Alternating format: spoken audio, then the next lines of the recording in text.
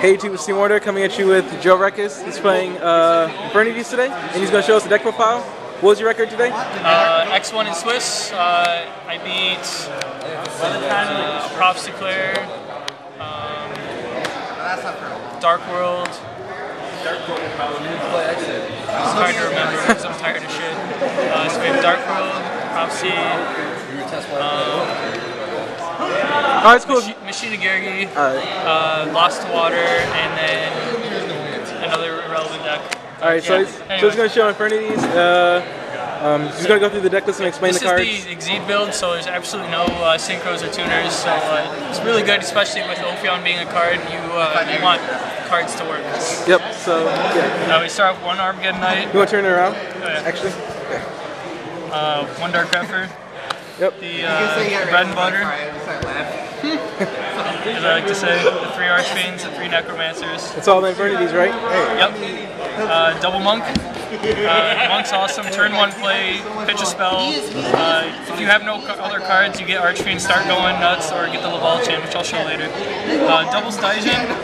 Originally I played 1, but every time I played it, I always wanted that second one and keep going with the combo. You definitely need to run 2 in this deck. So we have 3, 6, 7, 8, 9, 10, 11, 12 monsters. Low monster count, obviously it's Infernities, no cloggage.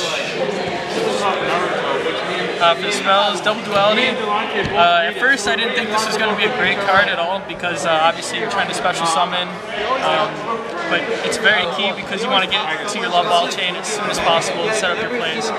This deck can actually grind out, which is very weird, but it works out. We got the double instant fusion. Same thing with Monk, you want to be able to go into that Laval Chain turn 1. A lot of times today what would happen is I'd go Monk, obviously the dreaded Fiendish Chain would happen, but then I'd follow up with instant fusion, just keep going. Yes, you take a negative, but in this deck, negatives don't matter too much. Yep. Triple Upstart Goblin, Monk target, gets the deck going. I like playing 37 cards. It's a lot easier. Double Nightbeam. That's so good. Alongside with the triple MST, I can't tell you how many times the Nightbeam was just infinitely better than Typhoon. I know that's kind of hard to believe, but against Fire Fist player, which that was the last thing I did, Fire Fist. He had 10 key in a real back row. I hit Nightbeam and I hit his MST, which didn't seem like much, but I went into my launcher combo that turn, which won me the game. So it's just like running 5 MSTs essentially. And the awesome one-ups, the Foolish Burial, it's Infernities, the Dark Hole. This deck can sometimes be very slow opening, so Dark Hole kind of lets you get back in the game if they open broke. And it's a Monk target, obviously. The Heavy Storms, obviously heavy, go for game. Launcher, card's stupid as hell. And then the Rhoda for the 2 targets. Essentially it's like another target, but without, I like monsters without being monsters. You can set these if you need to, or pitch them without having too many monsters. So that's the spells. Traps, the Solemn Duo, obviously. The other Solemns, other Solemn Duo, 2 barriers. I was going to run 3 originally, but I found that these next cards are infinitely better. These cards you really only care about is heavy and low. Triple Inferni Break, probably my most favorite card in the deck. Opens up Leviar plays, deals with any card. It's an MST, it's Regaki Break on crack. Double Mirror Force. I can't run Torrential because I usually set up a huge board and then I don't want to wipe it out, so this is kind of like my Torrentials.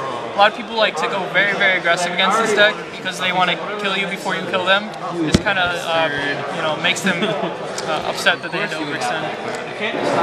And finally, 2 bottomless Summon Stoppers. Pretty essential, especially with the Murmur format. And that's the deck. Extra deck? Yep. Absolutely. It's like the key part of the deck. Yeah. This is supposed to be a Diamond Dire Wolf, but it's a Stardust Dragon today because couldn't get a hand on one? Couldn't get a hand on one, and I put it on top of my deck, and I bluffed the Starlight Road after game 2, so that's all it was. So that's supposed to be a Diamond Dire Wolf for all intents and purposes. The fusion targets, Fusionist and Darkfire Dragon. This is supposed to be I believe it's called Zombie Knight or Zombie Warrior. Does it matter which one it is? It does, because it's a dark attribute, and I started Gozen matches, so I want to be able to keep going with Gozen out. Even though it doesn't really matter, because now that I think about it, you're exceeding, you gotta be able to see it into a dark. So, Fusionist it is. Low 4s, rank 4s, or rather, Gaga Cowboy, obvious. Utopia. This card makes you win games you're not supposed to win. The double the wall chain, the reason this deck is even good. Best card. Foolish Barrel or Stack, hit Upstart, just retarded. Black Ship of Corn, burn damage. I burned somebody for game with this today, which is awesome. So a lot saltier than Cowboy for game. Shockmaster, made this twice. Shockmaster, you can make it very easy, especially double Titan. Mace Stroke, one of my favorite exceeds in the entire game. Any exceed that can protect itself, I enjoy. It's awesome. Abyss Dweller, most of the time, unless I'm playing against obviously Water or Dark World, which wouldn't work, it's good for a quick detach, which to put the Archfiend back in the grave. You can use up your Laval or whatever. Rank 3s, Temp Tempo, gets rid of problem cards. Wind up Zen mains, did Dark Hole Zen mains today so many times because of the instant fusion. Kept me alive, kept me going with the game. The Leviathan Dread, never made this card. I have to run it though, it's too good not to. It's quick detach, 2500. And sometimes you can just play Protect the Leviathan game. And the best exceed in the entire deck, the Leviard Sea How come you don't play 2? Just for space. Like I said, the Direwolf is very key. The Direwolf becomes an MST when you need it, and if it's 2 Archfiends attached to it, putting both Archfiends in the grave right away like that is just detrimental, especially if you have launcher, keep going. Yep, so that's an Infernities deck profile with Joe Rekus. Thanks so much.